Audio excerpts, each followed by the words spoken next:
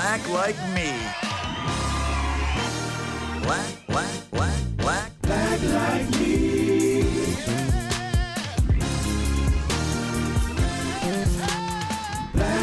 me.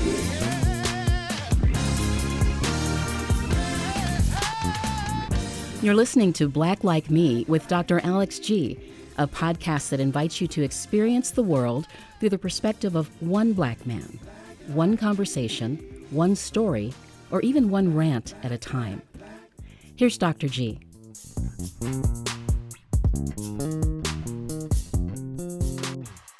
Hey, good people. Welcome back to another exciting episode of Black Like Me with Dr. Alex G. Now listen, this week is special, and I tell you guys, each time I'm dropping you some profundity, some insight into our Black culture, the Black experience, how we navigate our world as Black people who are pursuing excellence, exuding excellence. And so here inside season 7, I thought, let me try a new segment called Brother to Brother. Bringing men into the studio with me. Today, I just have one guest, but it might be a small panel to talk about something through the lens of Black men, about things that impact Black men. And so today, my special guest is Jason Shanley. Now, let me tell you about Jason. First of all, he's quickly rising as one of my nemesis. And so I just thought about saying that. And so he's coming on, he's my guest, but I've met him as a listener. I think when I was starting to post this, I think what happened was my friend Terrell Fletcher was on my show, who played football for the San Diego Chargers, but he played for the Wisconsin Badgers. And he went to my church and, I officiated his wedding. So we go back. He's just a good friend of mine. And I think someone pointed out to Jason, hey, there's a podcast you ought to check out. Or Jason, or you put me in touch with someone, but somehow you got connected, started listening. This brother has listened to every one of my episodes. And so Jason was born in St. Paul, Minnesota. So he's from this part of the country that he's from. A husband of 26 years. His bio actually says light skin, but we'll say that for a whole nother. Oh, you didn't think I was going to say it? Oh, you didn't think I was going to say that shit? I see. You wrote it in the bio. He's the father of 2 daughters. In capital letters, so you should have yelled that out. 21 and 17, both in college. And a brother, 2 older brothers, 2 younger sisters. He's a community activist. He's focused on reentry and civic engagement. He's a bootleg pastor, non-congregational, and he's a San Diego City firefighter. My cousin, one of my favorite people in the world, John, just retired from the Madison firefighting department. And these men and women are heroes because, in Wisconsin, whether you break through ice or whatever it is you're doing, firefighters are just out there really doing their thing. And he's a captain and a recruitment officer. But most importantly, he is one of my Black Like Me listeners. Jason, how you doing tonight? Man, Dr. G. Hey, first of all, it's an honor to be here. I'm doing well. Who would have thought 2 years later, I would be here having the opportunity to chat with you, man. It is more than an honor. I appreciate, I don't know about that nemesis stuff. You far ahead of me, brother. But it is an honor to have been able to watch what you've done in these 2 years, to meet you, not just you, but also to meet Laleda by far, obviously by way of internet and having a chance to speak. Sure, my sister. Man, I love your sister. I love your family. I'm into what y'all got going on, and I'm just really pleased to be here. Thanks for having me, brother. Yeah, it's a pleasure. That's funny. He and I laugh and talk. We've never met each other in person. So we keep talking about somehow getting out to San Diego. And we really got to know each other before the pandemic kicked in. So we probably would have, under other circumstances, have gotten together. But I've appreciated you, man, your well wishes, helped me to think through the podcast. And we still want to strategize to get some things going on between Madison and San Diego. You're a listener of the show, so I can't just let you into the inner sanctum. Come on, man, just let me in, brother. Some Black icebreaking questions. And I know you've been listening for 2 years, so you think you know all of them, but no, I don't. You don't, because I got something I didn't bring out. But I got to ask you, just we can start, just to kind of see, grits or cream of wheat, and oatmeal ain't even an option. Grits, neither is malto meal, brother. Neither is malto meal. It's either grits or cream of wheat. Here we go. All right. Well, since you want to Yeah, since you want to kick the ball off, let's kick it off. I'm a grits guy, and I do grits with scrambled eggs, hard mixed together with salt and pepper and butter. That's how I make my grits. And I got my first chance to get grits when I was at Barbara-Scotia College in 1989 in Concord, North Carolina, a little small HBCU, and I ate grits for the first time, and I fell For the in love. first time, brother. man, I was I 18 got you. years old. Good. Yeah. Man, I'm telling you, man, grits are so good, man. Listen, do you know what cocoa butter is used for? The better question is, what is it not used for? Yeah. Let me just say this, brother, and I'm gonna I want the audience to know. I don't know where you got this impression at. I don't know what you was thinking, but I said, hey, I want to introduce you to my wife, and I showed you my wife. By the way, Marla says hello. Tell Dr. G I said hello. So she said, yeah, she's not here right now. How you doing, sister? Say it with your chest. My black queen. How you doing, black queen? Absolutely. Yeah, say it again. Yeah, say it again when she get, because you thought I had a white wife, and I was like, what? Like, why? I showed you you was like, what? So yeah, we got cocoa butter for the lips, for the hair, for the arms, for the knees, for cocoa butter is used for everything, brother. We use cocoa butter for everything. Stretch marks when you didn't have a baby. Absolutely. Man, that is so funny, man. I remember, man, that is really funny. Let me see. Can you name any of the children from Good Times? Oh, JJ, Mama Evans, Miss Evans, James Evans, yes. Falona, the neighbor. Walona. Yeah, now you heard me say the cheering. Now the mom and dad alone. Okay, so JJ, oh my goodness, man, it just left my mind right now. My buddy calls me. I just did a meme of my friends with all the characters in there. I just clown my friends with it. And it's Michael Evans, Michael, Michael with the nose. Michael got the nose. What about the sister? What about the fine sister? Oh man, listen. What I do know about her is that I had a crush on her when I was a youngster because she used to make them bell bottoms look real good. Let me think. Hold on, let me think. JJ, Michael, Mama was Florida. Oh my! And then the sister. Yeah, I'm trying to think here. What is her name? Oh, I help you out. It's Thelma. Thelma, man, come on, man. Yeah. My bad. Okay, good stuff. Oh man. So listen. Now I have this joke with like a lot of my production team are white, and so we have this lab. We have we go back and forth, bantering and everything because. Like I'm older than you, so I'm in my late 50s. I'm 58. And you got me by a couple years, Doc. Couple years, just a few years. I'm 52 this year. Okay, I got you. So like when we were growing up, like our grandmother taught us how to use, a wash rag. Like you have to use this rag to put the soap on the. We talked about this. Put it on the soap. You got somebody you was talking about that don't wash their legs. I couldn't believe it. How do you not wash your legs? But the thing was. When we had to start showering, it wasn't a whole lot of black guys in our school. What we found out is like the white guys would shower without using a rag. Like they would just like use the soap everywhere. It's like, hey, you need some soap. Like with us, that's wrong. Like you can't be doing that. You got to put the soap on the towel. Then we had face towels and then we even had butt towels. I don't know, which were really your body towels. But we had towels because you don't wash your face with your butt towel and you don't wash your butt with your face towel. Right. Did you grow up? Did you use? Yeah. We use wash rags. Call it a wash towel or wash. I don't even remember what we called it. But what did change? Yeah. So what changed was the thing I didn't realize growing up is that you're not supposed to use the same one over and over again, right? So no, probably not. But my wife got me into. So I use a wash rag one time, and I got a habit, man. I wash from the head down, then I wash my feet, and then the booty gets washed. We don't mix and do, you know what I'm saying? Like and then I rinse it out, and I use a new wash towel every single day when I take a shower. Yes. But those legs get washed every day in the shower. And I wash my legs. And your legs. Who don't wash I'm like, what's the point in taking a shower and don't wash your legs? Oh man, I don't understand that, brother. I don't understand that. That's strange to me. Man. Oh man, that's so funny. That is so funny, man. Oh, listen, man. Listen, we got so much stuff to talk about. Well, let me ask you this though, because you might notice because part of your family is white. What does it mean when your white relatives say freaking A?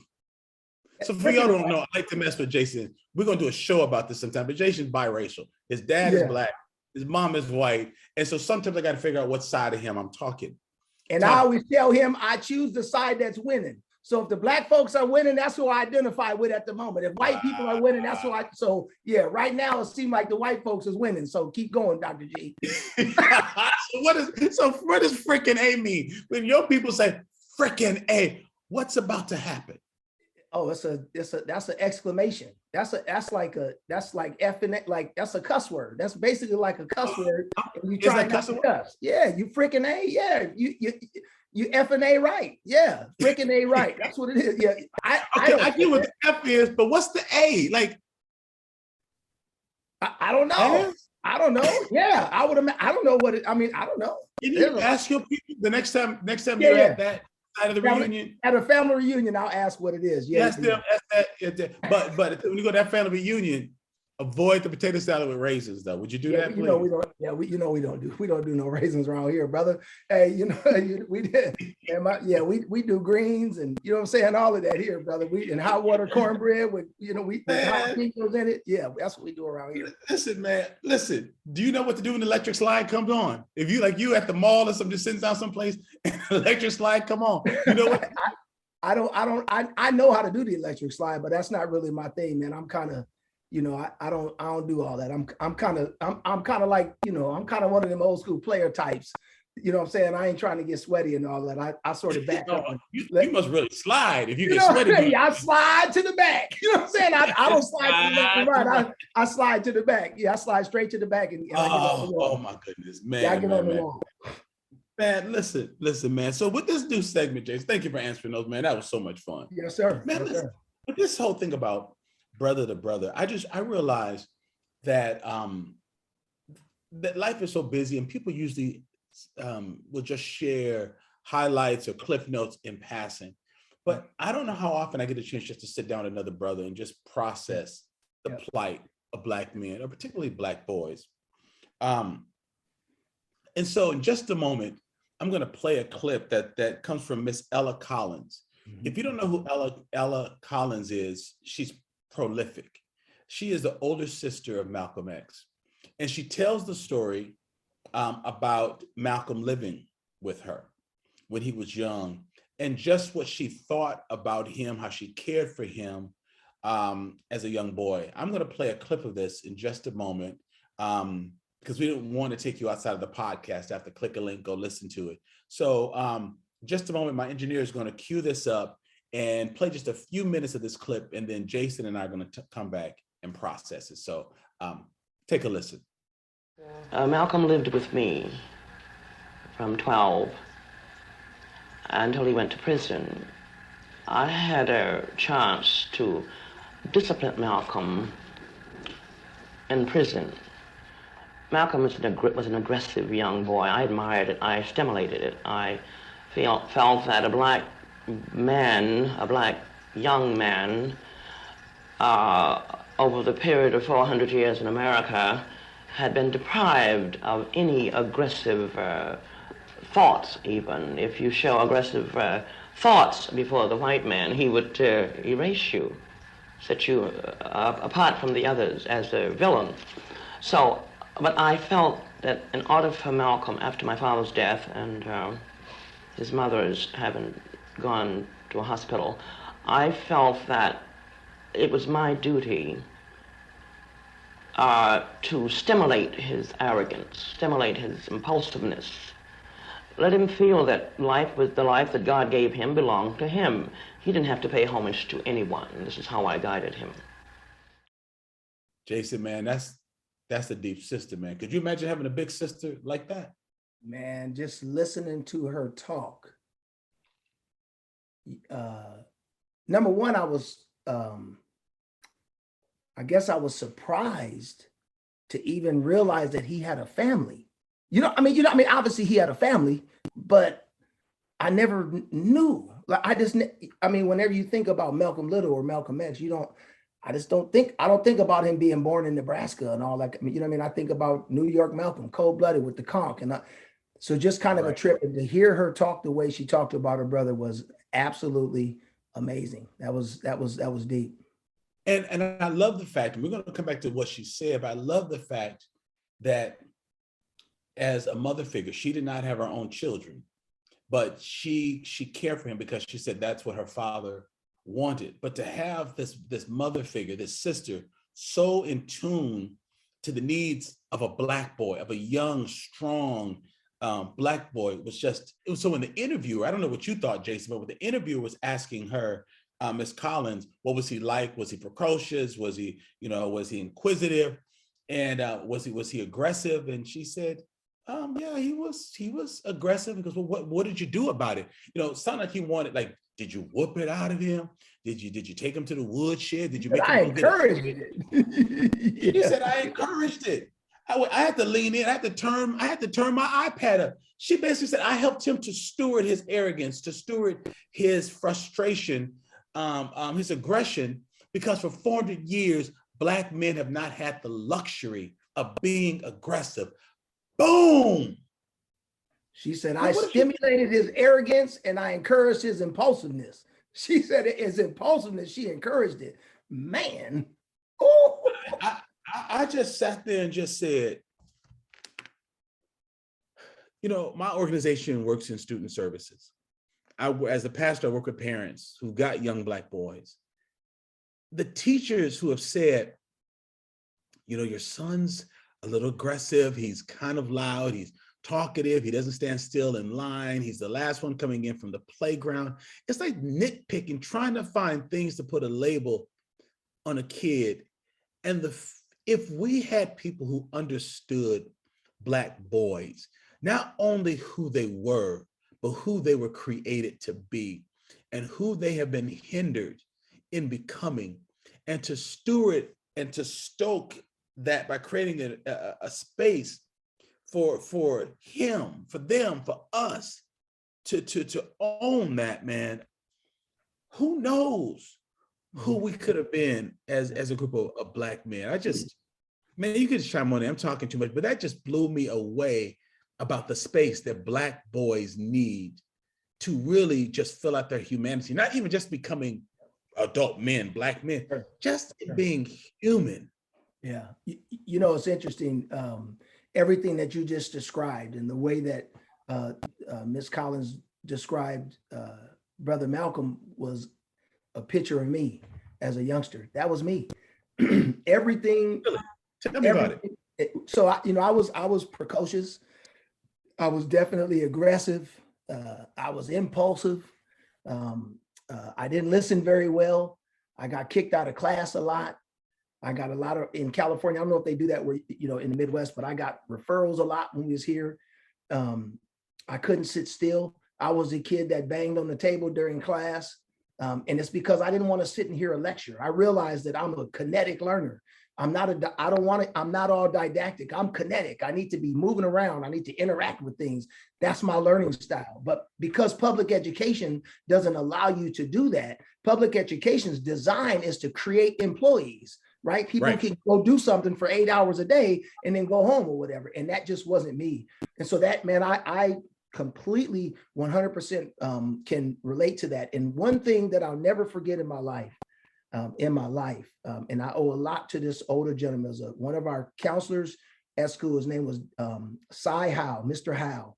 And he pulled me aside. I got two really interesting personality criticisms that were very effective on me mentally. One came when I was in high school. My best friend got murdered, and I had to leave California because they were thinking that I was going to get killed as well. So I ended up leaving. But before I left, Dr. Howe, Mr. Howe said to me, he said, "You know what, Jason?"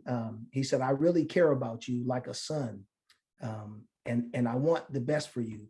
And he encouraged my personality. He spoke into me and talked about like how valuable that could be for me and what I meant to society, being the way that I was. What he wasn't able to do is be able to put me in a scenario where I could just be myself. He wasn't able to do that, but he did acknowledge that there was nothing wrong with me.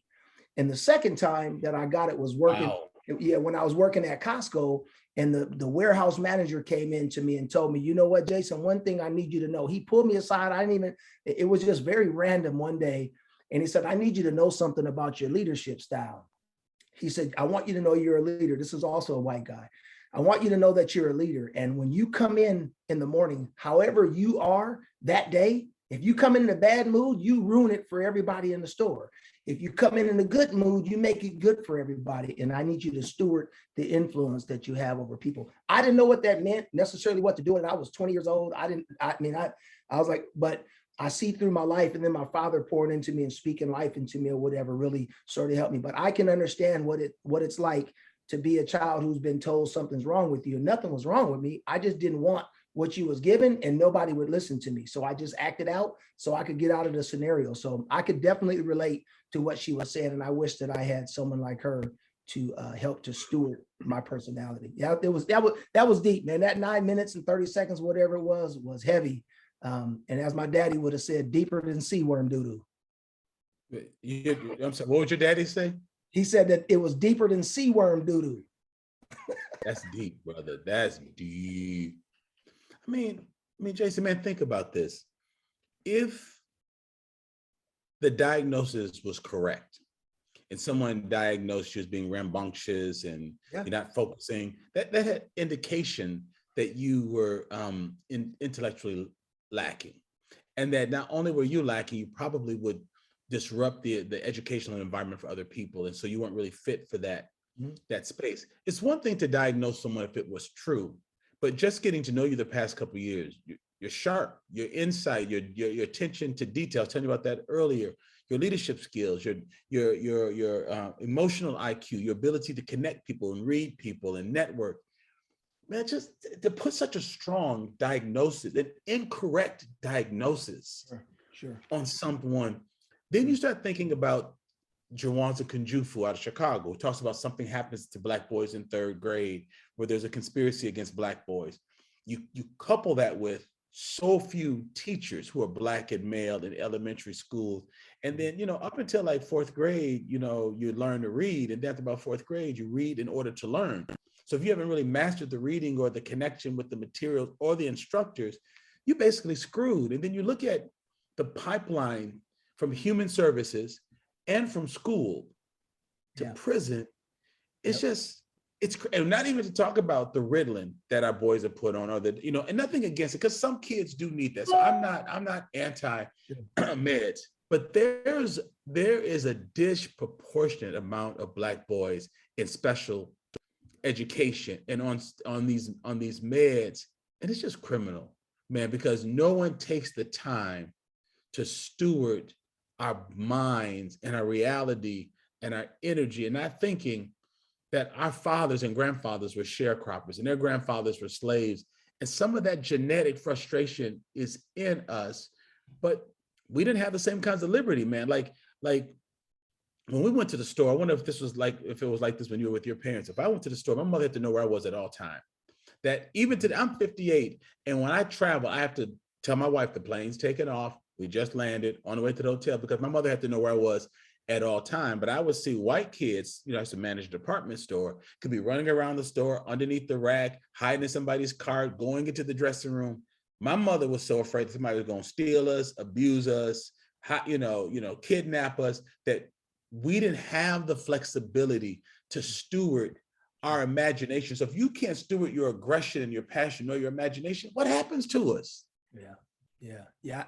I don't remember when I was a kid, like if my mother was like I guess they classified that like a helicopter parent, right?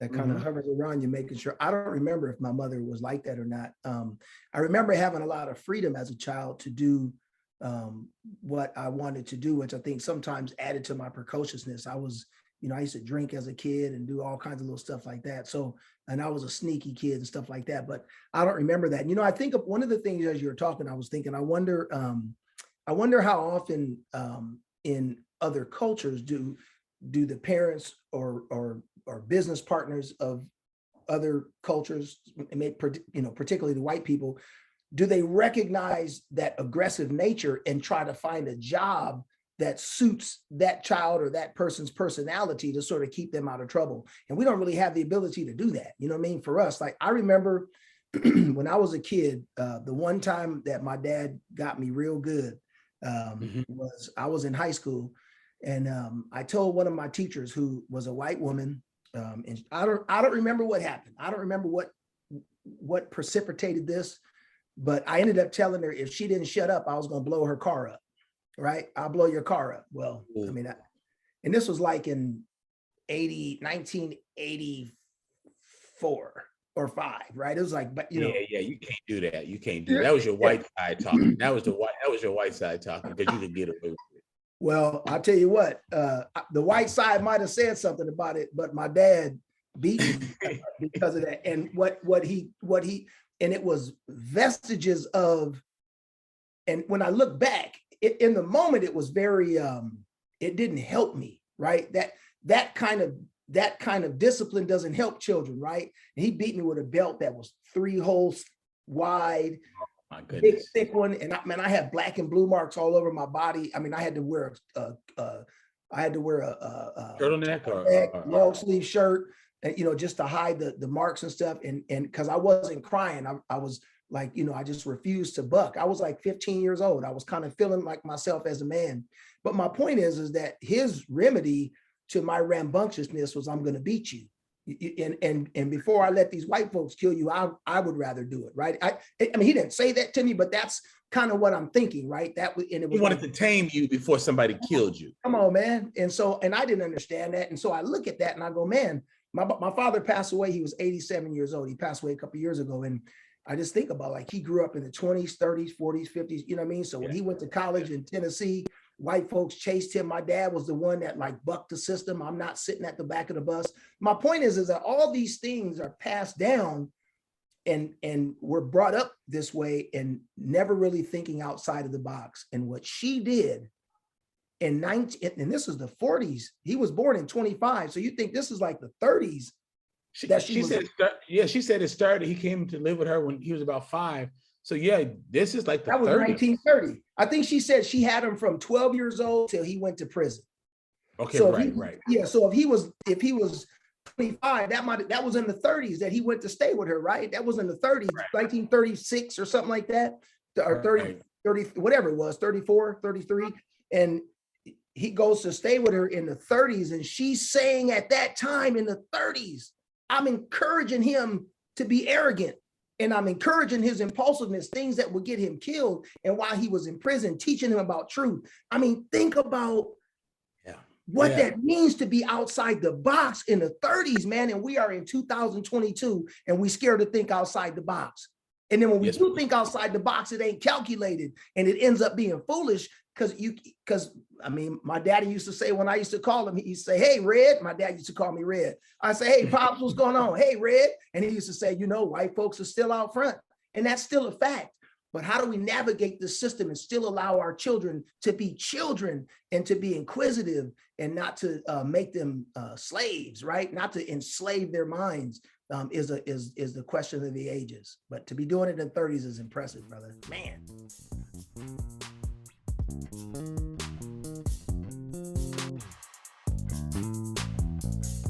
Hi, this is Dan Groupie from Winona, Wisconsin. I listen to Black Like Me because it brings alive for me what it means to be a Black person living in Wisconsin and living in the United States through people's stories and lived experiences. And this show has helped me to understand my role as a white person in either allowing racial disparities and injustices to be perpetuated or to take a more active role in dismantling these systems. And I'm a Patreon supporter because I feel like it's critical to amplify this message and help bring more people to the fight. The award-winning Black Like Me podcast has a reach throughout the U.S. in over 100 countries around the world. It is the work of a dedicated team of people here in Madison, Wisconsin, dedicated to changing the conversation surrounding race. When you sign up to support Black Like Me as a patron, you support the work that they are doing and help create better quality content and a better society. By going to patreon.com/blacklikeMe and signing up at any of the levels offered, you are not only signing up to make a monthly donation, you are also joining a growing community of people interested in engaging the issue of race with a raw, unprecedented honesty.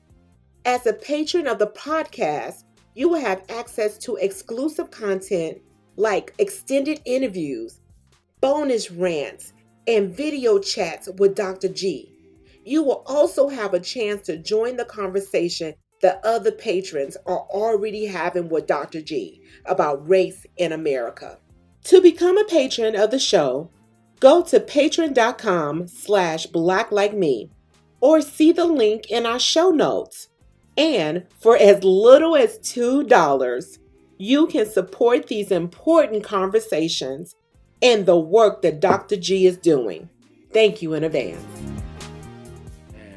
And just think about this in the 20s and the 30s, our parents and grandparents went to separate but equal schools. Like it wasn't like Little Rascals or Buckwheat and Steinmere going to school with Alfalfa and Spanky. Like, that's Hal Roach stuff. It makes good for syndicated television, but that's not really the way it was. And so when integration happened, one of my mentors, Dr. Gloria Ladson-Billings, said, Alex, keep this in mind. About 36,000 Black teachers lost their jobs almost overnight with integration. That wasn't like just in one day, but over a short period of time. So the Miss Collinses of the world were not in classroom, because just think, she wasn't isolated, Jason. There were others who thought like that. And there were teachers who loved Black boys in their classes, and Sunday school teachers and neighbors. When our communities were broken up and we went into integrated schools, there was no Miss Collins telling us to act up. They had counselors and police officers and security guards. And so even as we took a step forward to be integrated, our imagination, our leadership, our aggression, our arrogance, our precociousness was not made room for, and we languished, and integration did not help us culturally. Man, there is so much to be said about separating in the United States anyway, and how much of a necessity it is. My oldest daughter is a student at the Howard University, the real HU. My baby and my money. My baby and my money go to Howard University. So I'm gonna do all the yelling and everything I can. But my point is, you paying for it, you might as well yell. You paying, yell. What? Yeah. I say we go to Howard. You know what I'm saying? We going. Yeah. We go to Howard.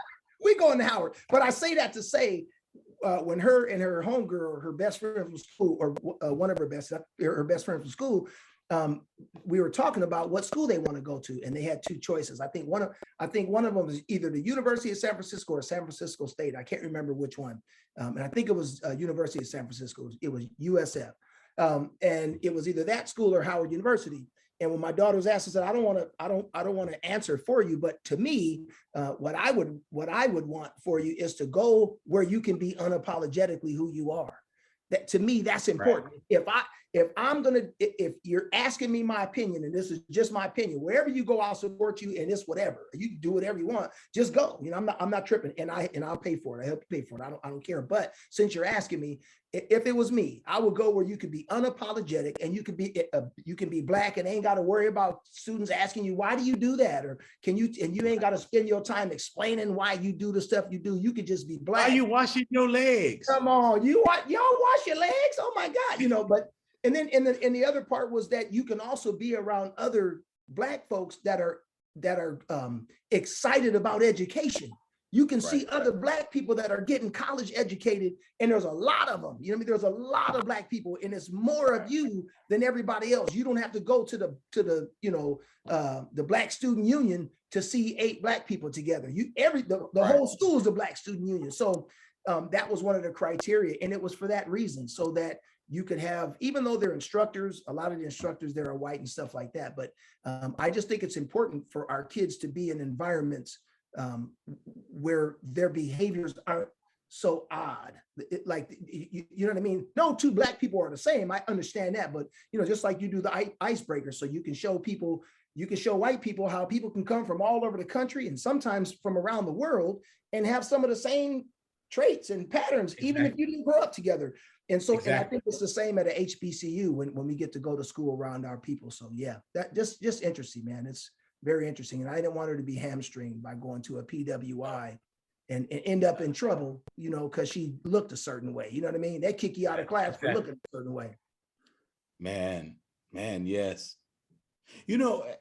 I have to be honest. When I listened to Miss Collins talk about her experiences with Malcolm, I thought, but he did go to prison. He did get from the right track, but he also had a change of mind. He did a 180. And it reminds me, that you invest in people, not so that they never make a mistake, but they know how to get right when they've gone wrong, that they know how to get back on the right track. And so I just think that's important too, that even though he made choices, he was grown and she did steward the arrogance, but the arrogance did not control the direction of his life. People think that it did. He was really for the equality of folks. It's sad that people step on your foot, and if you say get off, you the rough one. You protect your house and somebody breaks in and you say get out, then you're the evil one. But the fact is, he still had an aha, and I think some of Mrs. Collins' teaching got to him and strengthened him, and to help him really turn around when he needed to. It just reminds me that we can't wait until our young boys get in trouble. We got to get to young boys when they're young to help to steward that precociousness and to help them, like you said, with Cy, who's the counselor at your school? Mr. Howe. Mr. Howe, who just made it clear nothing's wrong with you. You walk around thinking something wrong with you. You hear things that are different. You feel things that are different. You experience different things. And then people tell you don't fit in. You're banging on the tables too much, or you're rocking back and forth, or you're talking, you're sharpening your pencil too much. And somebody comes and said, nothing's wrong with you.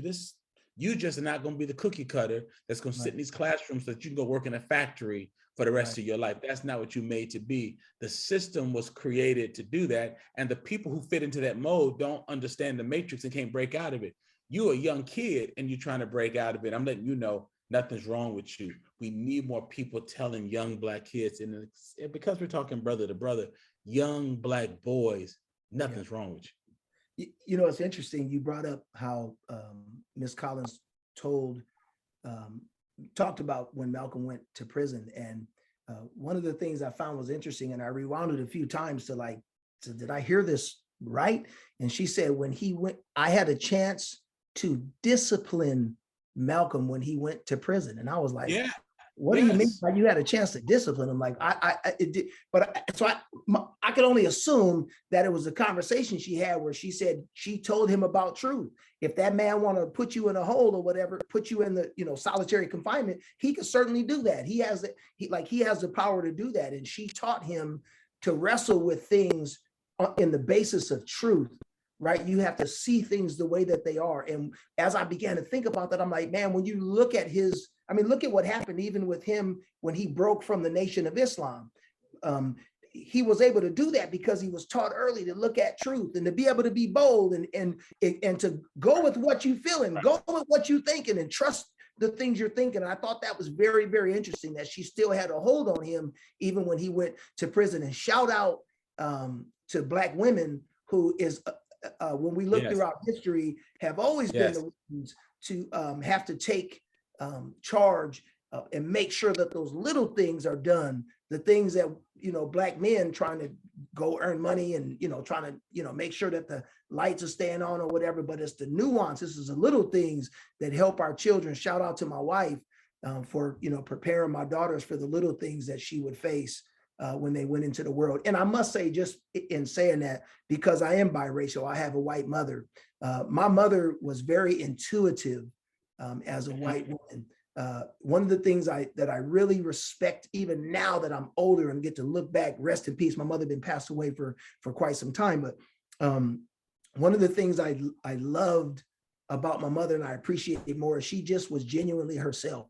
she also taught me, like, there's nothing wrong with you. You're all right. Like, it's okay. Like, you know what I mean? She let me explore and say things or whatever and do things and it exposed me to a lot of things. And this is something that I've had to explore, and we'll talk about this another time, but what it means to have a white parent. What are some of the things that I missed and I didn't look at? Like, what are some of the things? And I noticed as a man, my father was able to pour into me when I was really confused at 19 years old, watching my mother go through something. And my dad was able to come in and talk to me as a younger man and say, son, your mama was a woman before she was your mother. And it was like stuff like that. My daddy used to drop gems and he would say things. And one time I asked him, how do you know this about me, Dad? Like, he would just tell me about all these nuances and little things about my thought patterns, and my brain would go from here to here to here, and I couldn't figure it out. And nobody could understand what was going on in my brain. And my dad was able to, like, help me unravel that. And I go, how do you know that about me? He said, because you're my son, boy. That's what he said. You're my son. And he would call me that, even as a 45-year-old man, he would talk to me like, but so there's something unique, man. Thank God for Black women. And thank God for my Black father as I got older to help me to sort of manage some of the things that I was thinking through as a young man and being frustrated with. So, anyway, I went off on a tangent, but what a trip. No, that's powerful. But I also hear you say here in Women's History Month, not because of that, but you're also grateful for your mother who was white, who exposed you to things. And those are things we're talking about as well. We're talking about that she stewarded that energy, and there's nothing wrong with you, and gave you room and gave you space. And so so respect to her for doing that. Kudos for her for doing that. So many mothers and older sisters and siblings and pastors and leaders in the 30s, when Miss Collins was caring for Malcolm, had so much fear put inside them, because back in those times, they all knew someone who had been lynched. They'd seen someone 100%. Hanging and burning and dismembered and castrated. They've seen those kinds of things that scar you. White people also saw those things too that scarred them. We don't talk about the scarring of that. And I think some of that made it much easier for them to do it because they saw it and were desensitized. But like your father, who took you, to task because you told that teacher you're going to blow up her car, because he was afraid that all she had to do was call 911. 911 might not even have been out back then. But then you would put someplace where he could never get to you and protect you. Because if they put you in the back of that paddy wagon or that stage or that car and then throw the book at you and then put you away someplace, they could just say you hanged yourself because you were depressed and all these kinds of things that go on. And so the people who led the white systems didn't fully get us.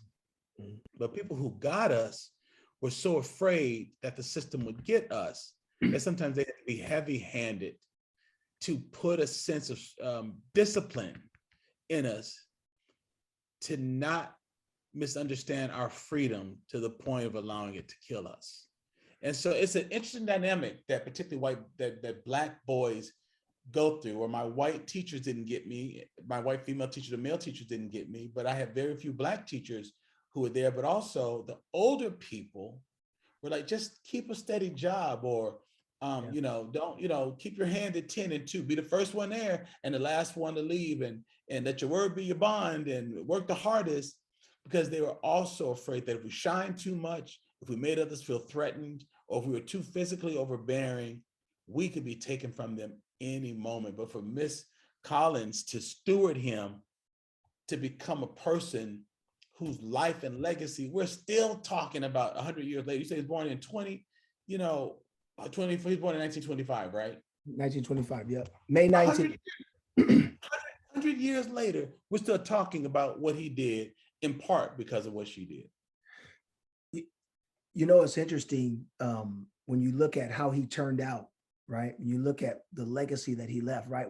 It's 100 years after he was born, and he'd been gone since what, 60?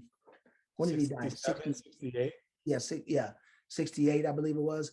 And we're still talking about it. 50 some years later, we're still talking about the legacy that he left because he was encouraged to be the way that he was. And I just want to say, man, shout out to the modern day revolutionaries, these young Black women and men that are bucking the system. And, when you think about I don't know if your listeners, if the Black Like Me family, like ever sits back and at least more like the white listeners, right? I'm sure my assumption would be many of the Black listeners would, but ever sit back and think about how natural it is for white people to struggle to call January 6th a terrorist act, and how easy it is for them to call the summer of 2020 terrorism. It's easy to excuse the behaviors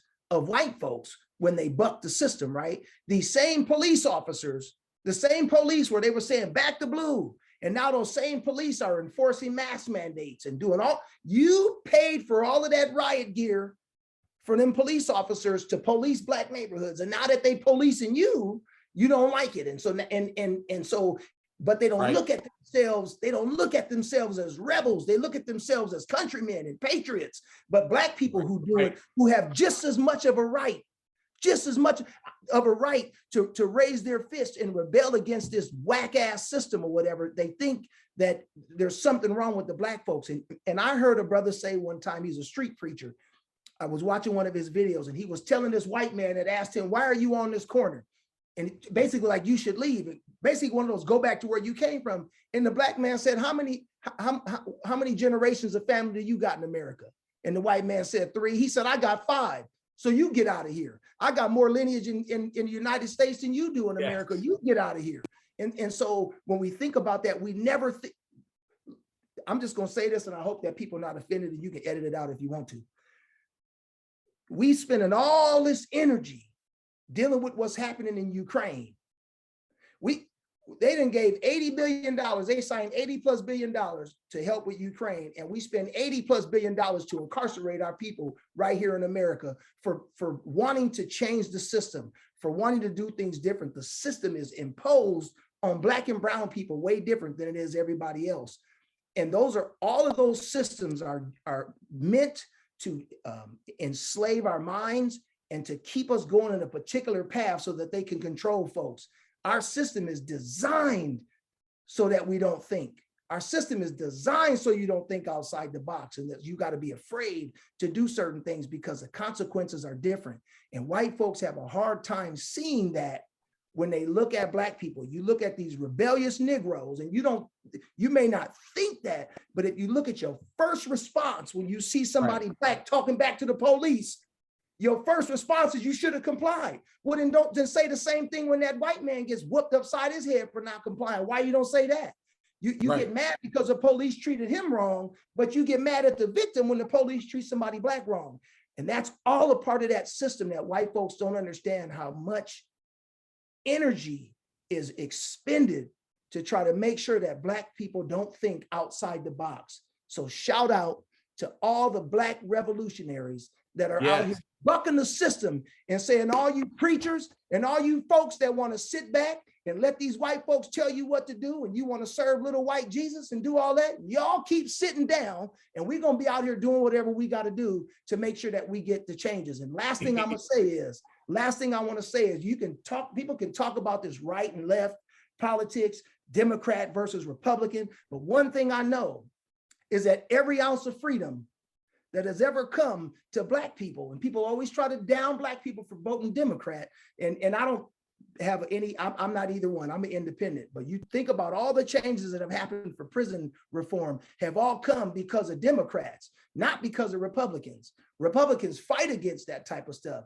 and the Democrats are the ones pushing against those systems to try to make sure that there's equality in those systems. So I want to say shout out to all the revolutionaries that are out here kicking these damn doors down and not listening to nobody. And you might be going a little bit off the hook, but I know 97% of all of the uprisings last year, all of the protests did not turn into burning buildings and broken windows. 97% of them. It was a small percentage. And if you look at, no Black Lives Matter activists were arrested doing it. It was people who associate themselves with Black Lives Matter, but there was no leadership from Black Lives Matter that got arrested. And as a matter of fact, it was mostly white people that came in from other places, like Kyle Rittenhouse brought his little ass into another state to cause trouble.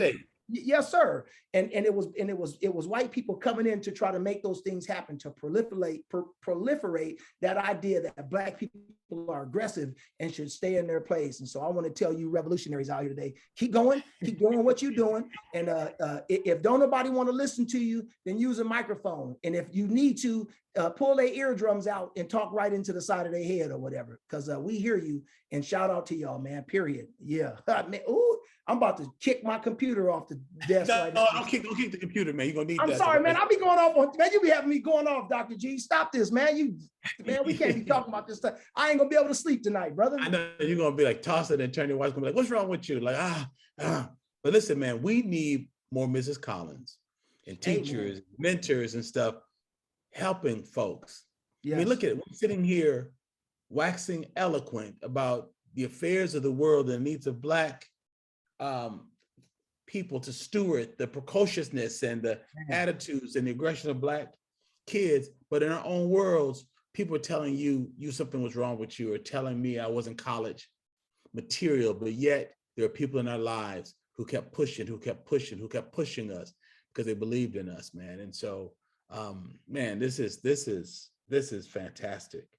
Let me ask you a question, just changing the subject just a little bit, because I always just like to move people off topic. You know, we have the ice breaking at the beginning, but just off topic, just to talk about something that's a little tangential, just to give viewers insight into people. Do you have growing up, any irrational fears that you look at and just think, I know this is funny? Like, for example, I got a thing with clowns and gnomes.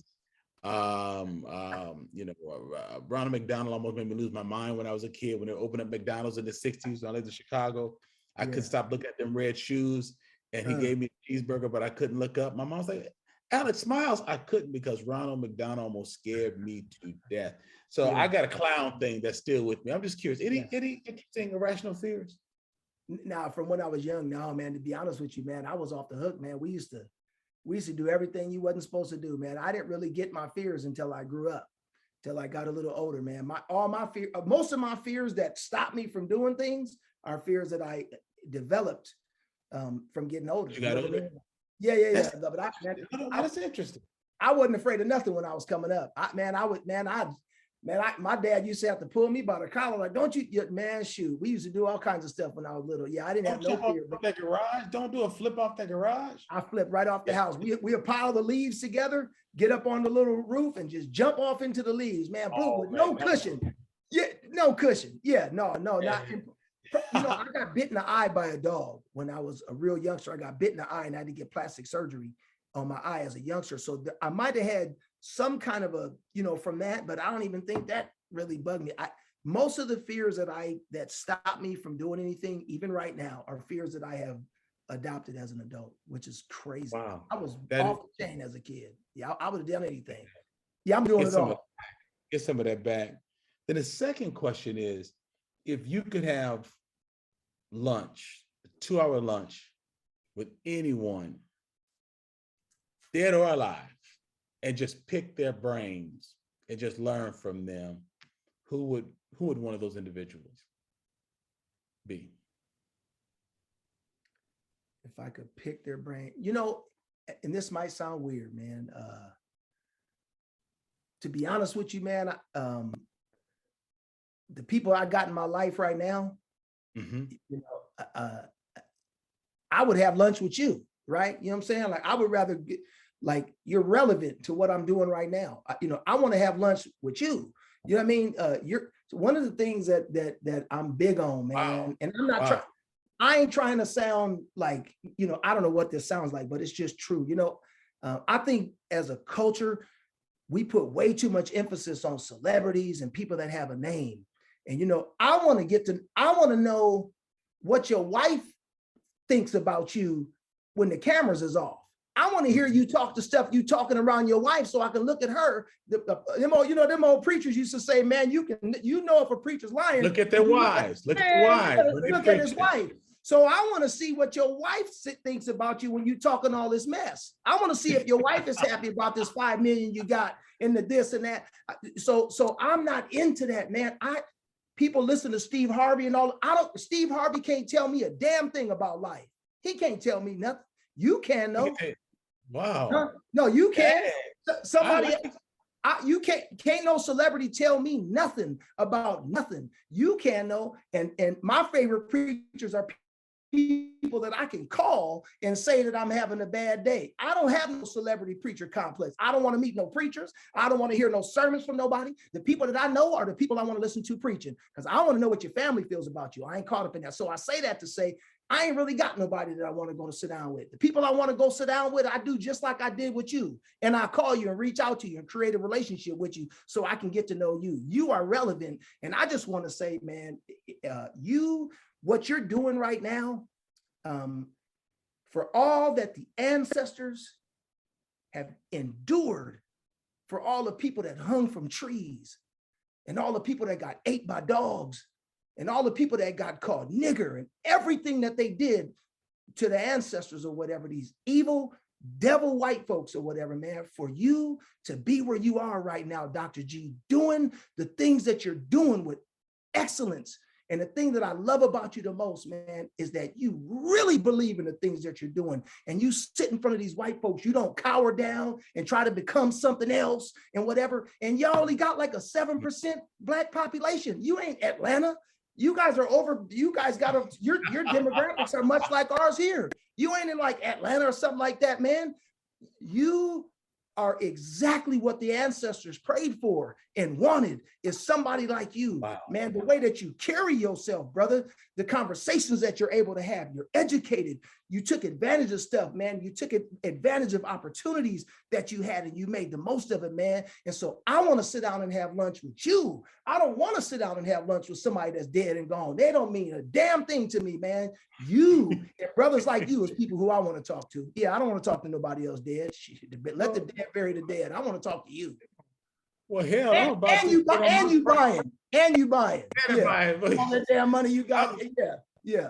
Listen, I'm about to say, hell, I'm about to go on Priceline and buy a ticket out to San Diego so you can take me out.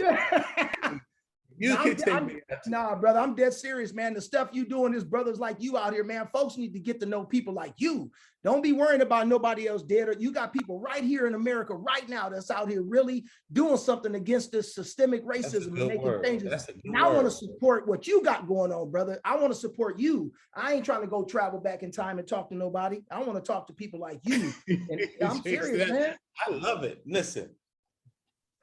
On that note, brother, I mean, that mic drop, man. First of all, I want you to know, I'm deeply humbled by what you said, and I want you to know I hear you, and I appreciate that. And that is a dynamic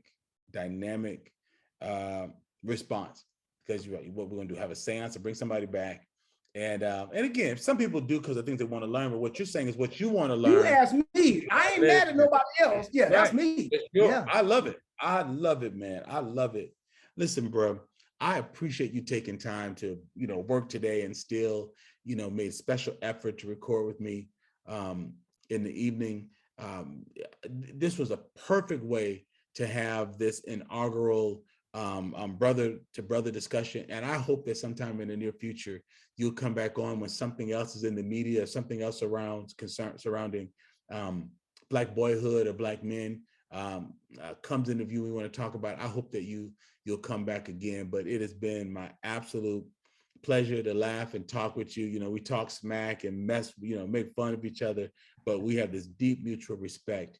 And it means a lot, man, that you've been a listener from afar. Now you're sitting here in the Black Like Me studio and helping me to get this message out to 115 countries in every state in the union. So thank you for being my special guest today on this brother to brother segment of Black Like Me. My special guest has been the light-skinned Jason Shanley. Man, thank you so much for being on Black Like Me today. I'm grateful you have me, Dr. G. Thanks a lot, man. Love you and love what you're doing, man. I'm proud of you, brother. That feeling's mutual, brother. Thank you. Yep. Black Like Me. Black Like Me.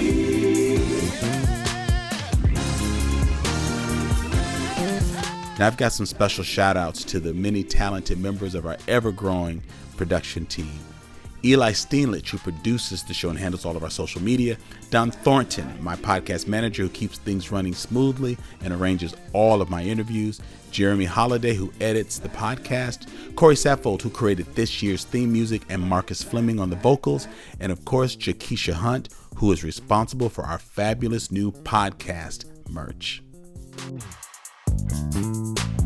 Thank you for listening to today's podcast. You can find out more about Dr. Alex G's amazing work at alexg.com. Black Like Me is sponsored by the generosity of the Human Family Unity Foundation. Black like me.